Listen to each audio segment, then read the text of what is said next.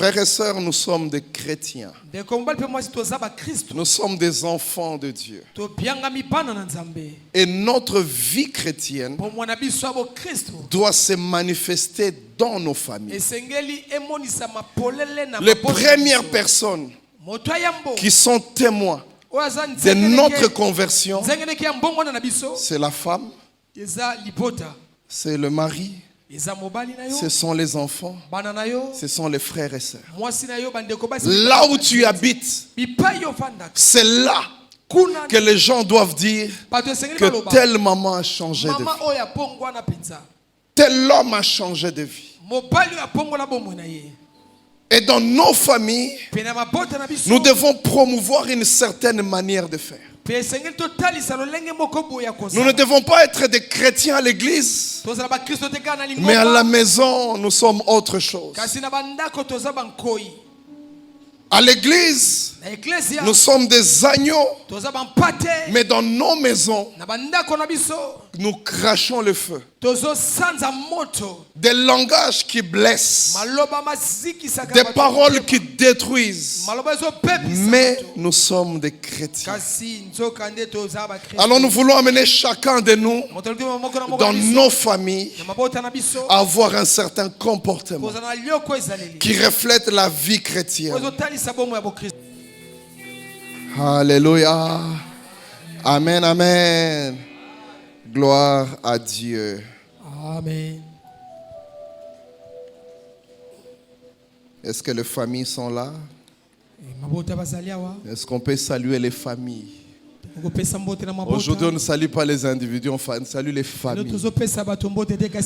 Alléluia. Amen, amen, amen. Est-ce que les familles des diplômés sont là? Les familles des diplômés. Alléluia. Amen. Nous bénissons Dieu, nous bénissons Dieu pour ce qu'il fait dans nos vies. Alors aujourd'hui, c'est le premier dimanche du mois. Et comme nous vous l'avions dit déjà, frères et sœurs, le mois de septembre, c'est le mois de la famille. Mois de la famille. Et le thème que nous avons retenu, qui sera prêché chaque dimanche du mois de septembre, le fruit de l'esprit et la vie en famille. Le fruit de l'esprit et la vie en famille. Nous poursuivons des objectifs avec cette série d'enseignements. La première chose, c'est promouvoir certains comportements dans la famille. Frères et sœurs, nous sommes des chrétiens. Nous sommes des enfants de Dieu. Et notre vie chrétienne doit se manifester dans nos familles. Les premières personnes qui sont témoins de notre conversion, c'est la femme, c'est le mari, ce sont les enfants, ce sont les frères et sœurs. Là où tu habites, c'est là que les gens doivent dire que telle maman a changé de vie, tel homme a changé de vie. Et dans nos familles, nous devons promouvoir une certaine manière de faire. Nous ne devons pas être des chrétiens à l'église, mais à la maison, nous sommes autre chose. À l'église, nous sommes des agneaux, mais dans nos maisons, nous crachons le feu. Des langages qui blessent, des paroles qui détruisent, mais nous sommes des chrétiens. Alors nous voulons amener chacun de nous, dans nos familles, à avoir un certain comportement qui reflète la vie chrétienne. Alléluia. Amen, amen. Amen, amen. Amen. Le témoignage, c'est dans nos familles. Qu'est-ce que les gens disent de vous dans vos familles? Est-ce que ton mari voit la vie chrétienne en toi? Est-ce que ta femme voit la vie chrétienne en toi? Est-ce que tes enfants voient la vie chrétienne? Il y a un papa un jour qui a eu très mal. Il a posé la question à son fils. C'est qui ton modèle dans la vie? Le fils a parlé de l'oncle, mais pas du papa. Parce qu'il voit le comportement de papa, il voit la vie de papa, il dit que ça n'a rien de valeur. Qu'est-ce que les gens disent de nous? Enfants, qu'est-ce que les parents disent de toi? J'aimerais dire à un jeune aujourd'hui, ne sois jamais la cause de lamentation des parents. Il y a des mamans qui se disent,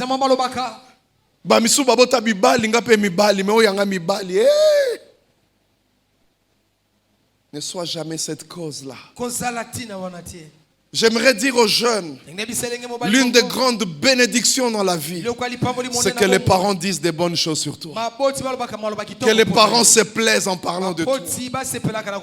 Il y a des gens, vous le voyez, chrétiens à l'église, mais très impolis avec les parents. Des gens qui disent aux parents, n'importe comment. Mais à l'église, quand elle chante, tu as l'impression que c'est une rossignole. Des montées terribles. Mais quand elle parle avec son mari, le mari a l'impression que on est en train de parler au domestique. Alléluia. Amen, amen. Nous devons promouvoir un certain comportement, une certaine manière de faire. Et ces enseignements sont là pour ça. Le deuxième objectif, par ces enseignements, nous voulons réparer certaines choses qui enlèvent la paix dans la famille, qui enlèvent la joie. Une manière de faire d'habitude que tu as toujours eu, mais qui fait mal à ta femme, qui fait mal à ton mari, qui fait mal aux enfants, qui fait mal dans la famille. Nous aimerions par ces enseignements réparer ces choses. Alléluia. Amen, amen. Et troisième objectif, nous voulons éviter les incidents qui peuvent conduire à des conséquences difficiles à réparer. Nous voulons éviter ces genres de choses. Il y a des phrases, il y a des insultes qui sont sorties de la bouche et qui ont conduit au divorce, qui ont conduit à une séparation. Il y a une manière de faire qui a emmené à la destruction même physique de quelqu'un. Une réaction comme ça, tu as donné un coup, la personne est tombée et partie. Frères et sœurs, nous voulons éviter ce genre de choses au travers de ces enseignements. Et pour introduire cette série d'enseignements, il y aura d'autres prédicateurs qui viendront. Je vous propose 2 textes dans la parole de Dieu. Le premier, nous allons le lire en le découpant, parce qu'il est très long. Et le deuxième, nous allons le prendre en entier. Pour ceux qui écrivent 1 Samuel 25, 1 à 17. Et puis on saute jusqu'à 23 à 32.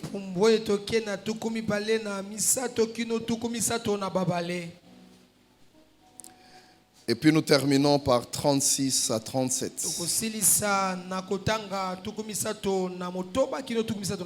1 Samuel 25, 1 à 17. 23 à 32. Et 36 à 37. Et nous prendrons sur notre texte de base Galates 5. 22 à 26. Si vous le voulez bien, j'aimerais lire pour nous tous. Amen. Comme ça, nous allons plus vite. Amen. J'ai la version Semeur. La Bible dit ceci, 1 Samuel 25. À cette époque, Samuel mourut et tout Israël se rassembla pour célébrer son deuil. On l'enterra chez lui à Rama. David se mit en route et se retira au désert de Paran. À Maon vivait un homme très riche qui avait des propriétés dans les villages de Carmel. Il possédait 3000 moutons et 1000 chèvres. À cette époque, il se trouvait à Carmel pour la tonte de ses moutons. Cet homme, un descendant de Caleb, s'appelait Nabal. Sa femme Abigail était très intelligente et belle, tandis que son mari était dur et méchant. David apprit au désert que Nabal tondait ses moutons. Il chargea 10 de ses hommes d'aller le trouver à Carmel et de le saluer de sa part. Voici comment vous lui parlerez, verset 6. Leur dit-il, longue vie à toi. Que la paix soit avec toi et avec ta maison. Que toutes tes affaires prospèrent. J'apprends qu'on fait la tente de tes moutons. Tant que tes bergers ont été avec nous, nous ne leur avons fait aucun tort. Rien n'a été dérobé de leurs troupeaux pendant tout leur séjour à Carmel. Interroge tes serviteurs, ils te le confirmeront. Puisse donc mes serviteurs trouver également bon accueil auprès de toi, puisque nous arrivons en ce jour de fête. Donne-leur donc, je te prie, ce que tu auras sous la main pour tes serviteurs et ton fils David. Les jeunes compagnons de David allèrent et répétèrent à Nabal toutes ces paroles au nom de David. Puis ils attendirent. Nabal leur répondit, verset 10. Qui est David et qui est le fils d'Isaïe? De nos jours, il y a trop de serviteurs qui s'enfuient de chez leur maître. Et vous croyez que je vais prendre mon pain, de mon pain, de mon eau et de ma viande, que je fais débiter pour mes tondeurs, pour les donner à des gens venus de je ne sais où? Les serviteurs de David repartirent et rentrèrent. Ils rapportèrent intégralement à David la réponse de Nabal. Alors David ordonna à ses hommes que chacun prenne son épée. Et chacun mit son épée à sa ceinture. David aussi ceignit la sienne et partit avec environ 400 hommes, laissant 200 hommes autres pour garder leurs affaires. Verset 14. L'un des serviteurs de Nabal alla informer Abigail de ce qui s'était passé. Il lui dit, voici que David a envoyé des messagers depuis le désert pour saluer notre maître. Mais celui-ci les a mal reçus. On saute au verset 23. Quand Abigail aperçut David, elle se hâta de descendre de son âne et s'inclina la face contre terre, se prosterna devant lui. Puis elle se jeta à ses pieds et lui dit, mon Seigneur, fais comme si tout cela était ma faute. Permets à ta servante de t'adresser quelques mots d'explication et daigne écouter ces paroles.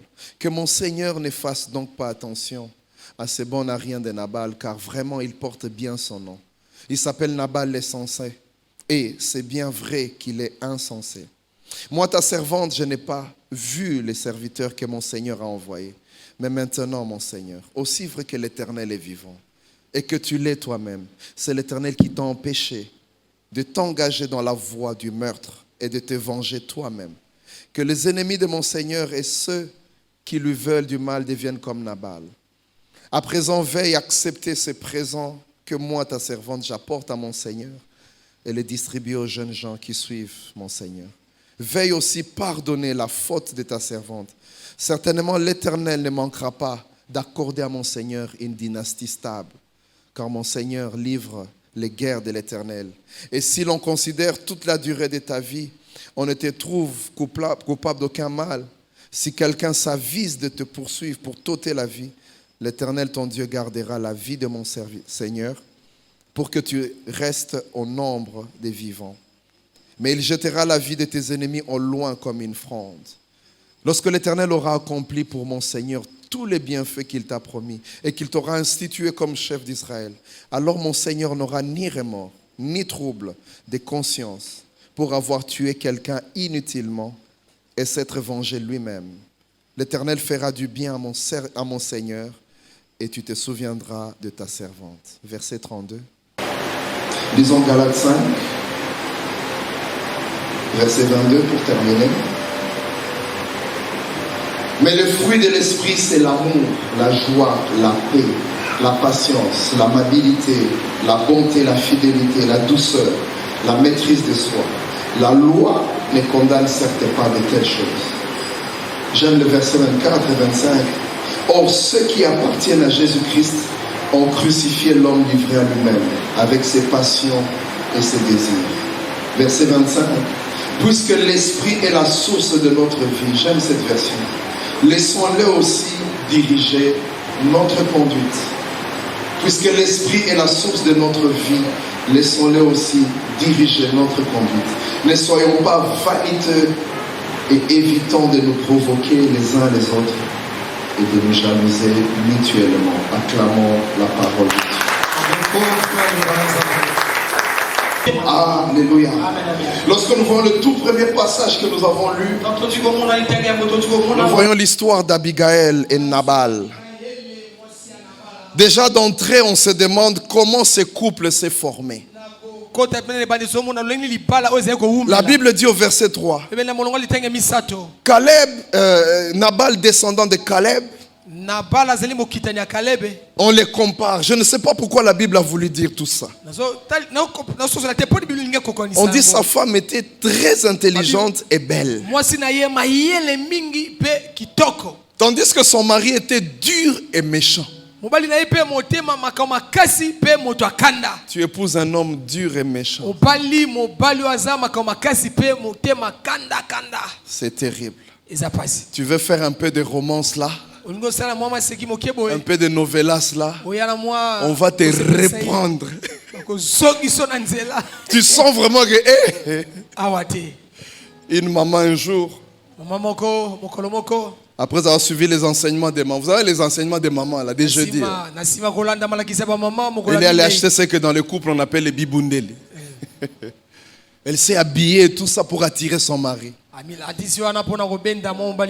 Son mari est un vrai tatou. Quand la femme a vu son mari venir, elle est entrée dans la chambre pour l'attendre. Elle a laissé changer et s'apprêter. Elle s'est allongée sur le lit. Le mari est entré en sifflant. Il arrive, regarde la femme. C'était nouveau. La femme n'avait jamais fait ce genre de choses. Mais elle voulait pimenter un peu la vie. On l'a refroidi à un niveau. L'homme lui a dit, Nine, Obandi Kindoki.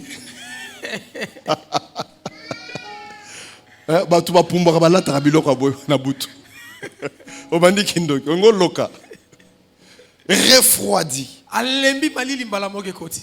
Alléluia. Amen. Il y a des moments comme ça où on te fait tellement mal.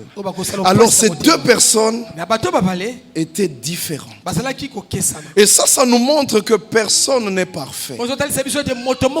Il était certes dur et méchant, mais dans les affaires, il avait réussi, un homme d'affaires. Il savait gagner de l'argent. Les Quinois disent Moutazanga Kanyon sauté.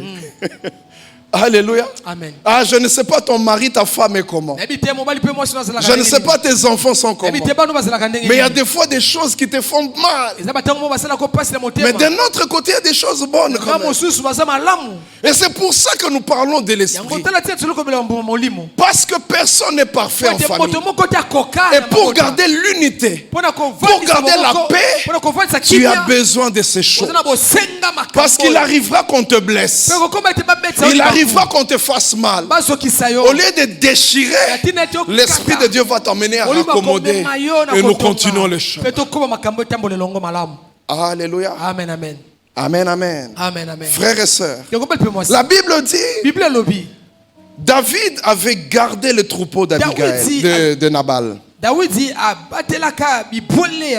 Ce n'était pas l'époque comme aujourd'hui, où tu peux appeler le 911 comme ailleurs, où tu peux appeler la police comme ici aussi. Mais là, il n'y avait pas de sécurité. Tu pouvais sortir avec tes troupeaux et puis des brigands les prennent. Mais David, avec son armée, bien qu'il fouillait devant Saül, il a protégé toutes les brebis de Nabal. Alors il a eu un besoin de nourriture. Et il envoie des gens dire à Nabal, avec tout le respect, écoute ce qu'il dit. Longue vie à toi. Que la paix soit avec toi et avec ta maison. Que toutes tes affaires prospèrent. Il lui explique que tout ce que tu as eu a été gardé et tes serviteurs peuvent le témoigner. Et c'est là qu'il dit, puisse donc mes serviteurs trouver également bon accueil auprès d'eux. Puisque nous arrivons en séjour des fêtes, donne-leur donc, je te prie, ce que tu auras sous la main pour tes serviteurs et ton fils David. Quand Nabal entend ça, sa réponse est terrible. Qui est David? Qui est le fils d'Isaïe? Et il sait que David est en train de fuir devant Saül. Il dit, de nos jours, il y a des serviteurs qui fuient leur maître. Il y a des gens comme ça. Et puis moi, je prends ma viande et lui donner des gens comme ça. Frères et sœurs, j'aimerais ouvrir une parenthèse. Si tu veux dire non à quelqu'un, tu n'es pas obligé de l'insulter. Tu n'es pas obligé de le dénigrer. Il y a des gens qui viennent, ils te demandent un peu d'argent. Tu lui jettes l'argent. Ou tu lui parles, tu fais suivre l'argent avec des paroles. Tu es un enfant de Dieu. Si tu n'as pas assez, dis-lui que tu n'as pas assez. Ou si tu ne veux pas, parce que tu n'es pas obligé, dis-lui je ne veux pas. Au lieu de lui donner en faisant suivre des paroles blessantes. Un orphelin vient demander quelque chose. Pourquoi? Pourquoi? Nabal était un homme dur. Un homme méchant. Frères et sœurs, lorsque un homme dans la famille, il est converti, lorsque la femme est convertie, lorsque les enfants sont convertis, la joie, la paix entre. Parce que les anciennes choses passent. À l'époque, j'avais un bureau vers l'avenue du Commerce. Et je voyais souvent un spectacle là. Je crois que ça continue jusqu'à aujourd'hui.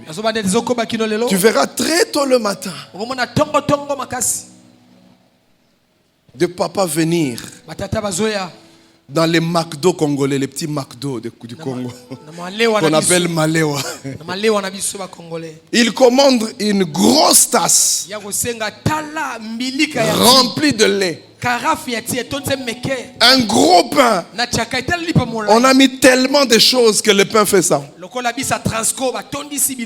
Il s'assoit, il mange. Mais à la maison, il n'a rien laissé. Et là, on voyait les autres d'abord aller avant. Et elle venait derrière. Elle arrive devant David et lui a parlé d'une telle manière où elle s'abaissait vraiment. La Bible dit qu'elle était même face contre terre. Parce qu'elle avait vu la colère de David. Elle a cherché à peser, à peser. Quand il lui a parlé, elle lui a parlé. La Bible dit au verset 32. Béni soit l'Éternel, qui t'a envoyé aujourd'hui sur ma route. Verset 33. Béni sois-tu pour ton bon sens. Tu m'as préservé d'un meurtre aujourd'hui. Et il ajoute, car je te le jure, aussi vrai qu'il est vivant, si tu n'étais pas venu me trouver si rapidement, il ne serait pas resté un seul homme à Nabal d'ici demain matin. On dit en français, elle a désamorcé la bombe. Il y a un malheur qui est en train de venir. Toute la famille allait périr. C'était la mort pour tout le monde. Elle a désamorcé. Elle a donné la nourriture. Mais quand elle rentre à la maison, verset 36, elle trouve Nabal en train de fêter.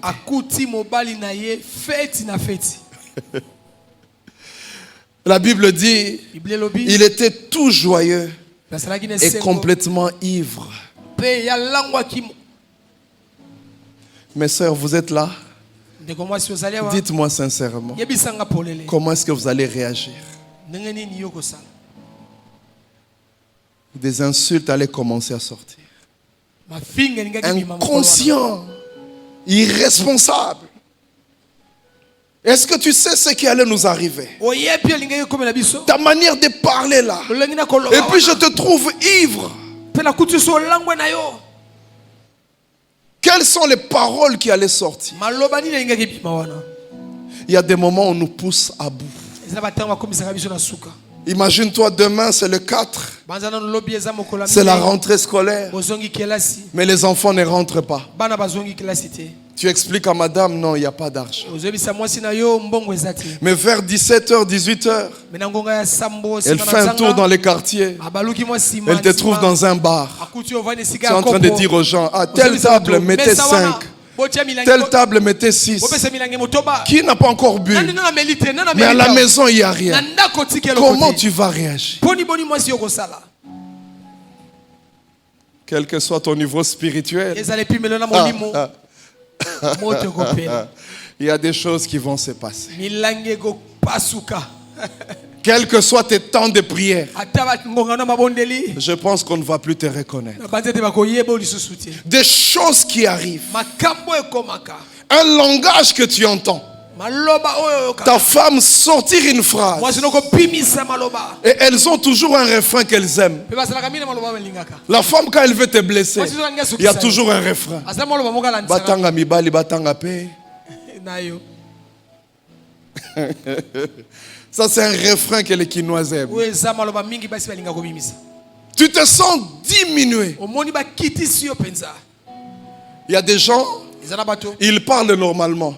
Mais quand on arrive à ce niveau-là, ils commencent à bégayer. Tu sens que la colère. Et c'est là que tu as besoin du fruit de l'esprit. Parce que là, ce n'est plus toi. Pour te maîtriser. Et ce qui est difficile, là, personne ne peut te maîtriser. Surtout qu'un enfant passe. L'enfant ne savait rien. Il aura des bigogos. Il se demande, qu'est-ce qui s'est passé? Alléluia. Amen, amen. Parce que tu as besoin de tirer quelque chose au-dedans de toi. Ça s'appelle maîtrise de soi. Se maîtriser soi-même. Se ramener dans une conscience normale.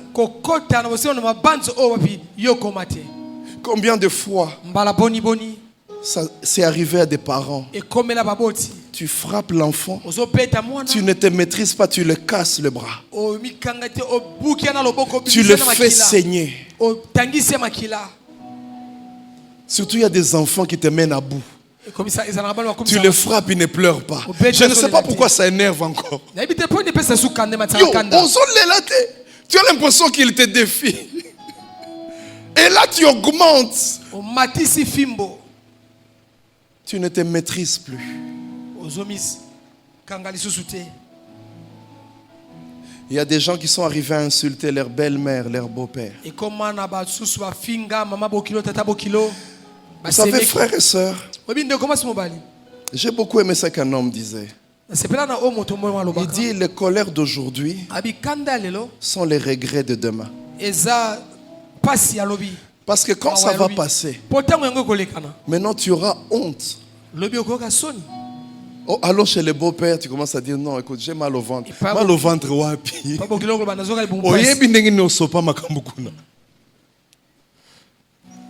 Alléluia. Amen, amen. La maîtrise de soi.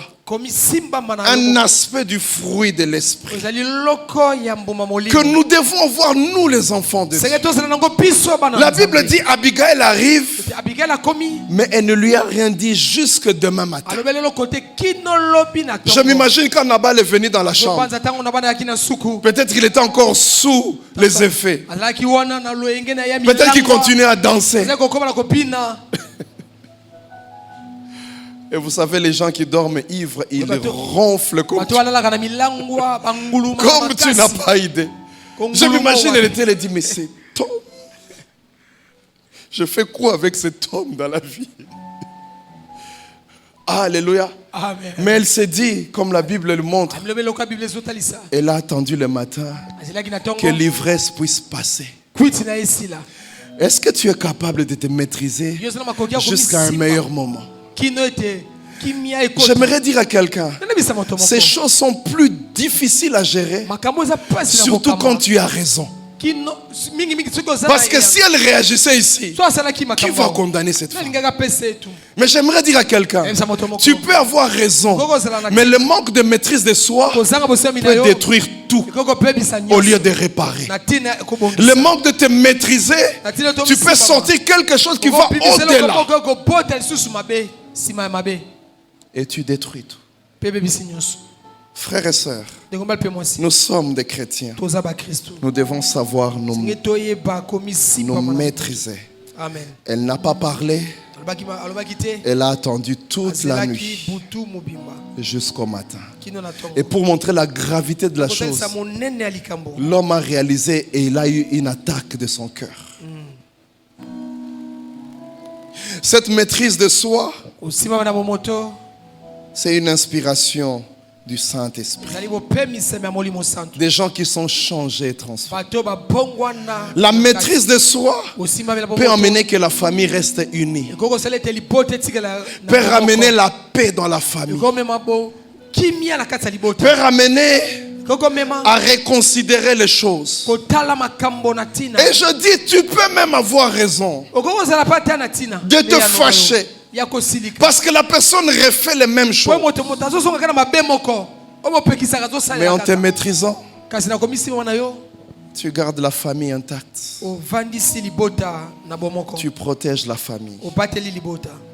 Cette réalité, frères et sœurs, ce n'est pas seulement entre frères et sœurs, entre mari et femme, je veux dire, mais aussi entre les frères et les sœurs. Et c'est par là que j'aimerais terminer. Lorsque Caïn, il voit son frère être approuvé par Dieu. Le verset 26 que nous avons lu de Galates, il dit, évitons de nous provoquer les uns les autres et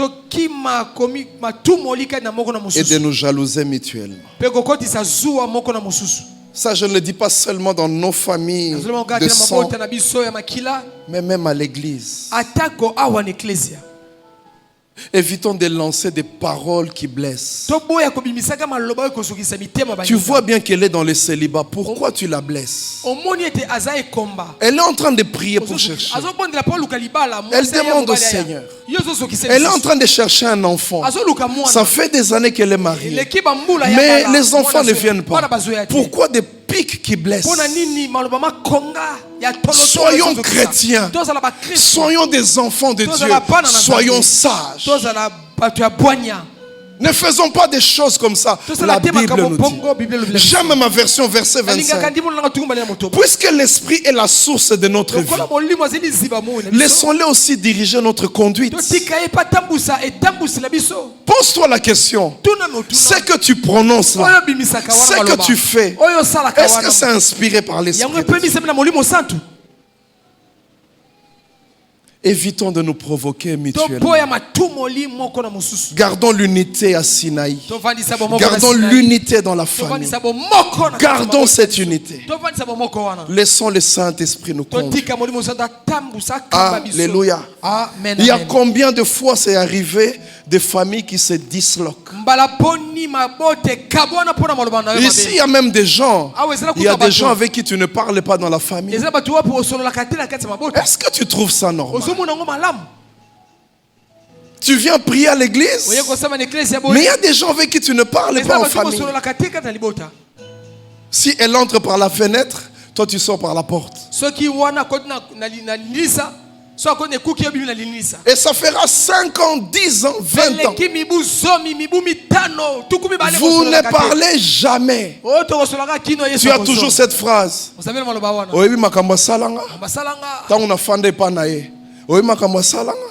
C'est ce que tu rappelles tout le jour. Mais ça fait combien d'années qu'on t'a fait ça? Est-ce que tu ne peux pas ouvrir ces cadenas et pardonner? Tu t'imagines que tes prières vont où quand tu pries dans cet état-là? Il y a des gens, frères et sœurs, à cause de ces petites choses, il y a même des gens qui se sont séparés, des gens qui ont divorcé, des gens qui ne sont plus ensemble à cause tu m'avais fait. Tu avais dit ça à tel. Cette personne est chère pour moi. Frères et sœurs, nous sommes des chrétiens. Alléluia. Et nous devons faire un effort de toujours arranger, de toujours permettre que dans nos cœurs, nous n'ayons pas de poids. Amen. Il y a des gens qui confessent sur le lit d'hôpital en train de mourir. Vous savez, si aujourd'hui il y a telle chose, c'est à cause de moi. J'avais fait ça et ça et ça. Et des fois c'est trop tard. Alléluia. Amen, amen. Gardons cette cohésion.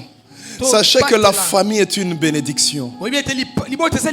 Sachez que tel que nous sommes là ensemble, c'est une grâce.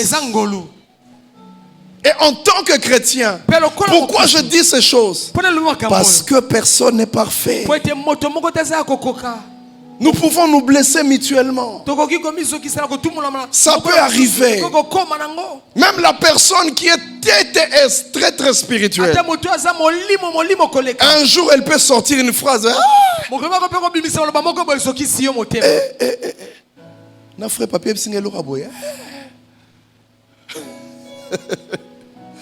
Alléluia. Amen, amen. Et si tu n'as pas le fruit de l'esprit, tu peux te décider. Combien de fois à cause du manque de maîtrise, les gens ont quitté des départements. Dans protocole.